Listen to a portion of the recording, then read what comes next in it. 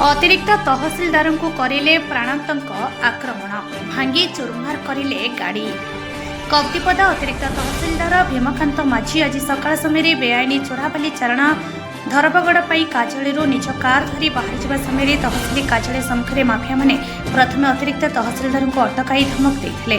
यापर mafia माने घेरी जीवु सेठारु अतिरिक्त तहसिलदार बाहरी कप्तिपदा थाना को आसीथिबा बेले कप्तिपदा थाना सम्मुखें अतिरिक्त तहसिलदार गाड़ी को इटा और पत्थर माड़ कर भांगी चुरमार करने सहित अतिरिक्त तहसिलदार को थाना सम्मुखें एभली घटना घटाइबा परे माफिया माने फेरार हो जाइथिले।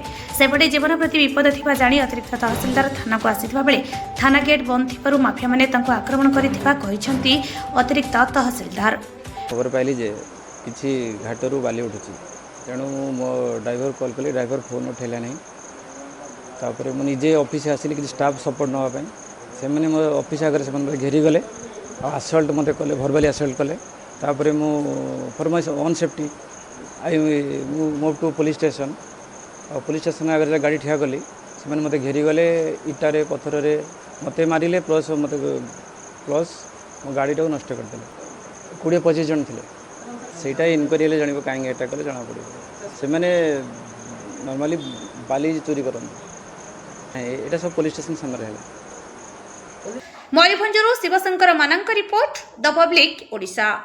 जदि आपण मानकु आम वीडियो भल लगी थाए ताहले आम चैनल को लाइक शेयर और सब्सक्राइब करने को भूलिबेनि।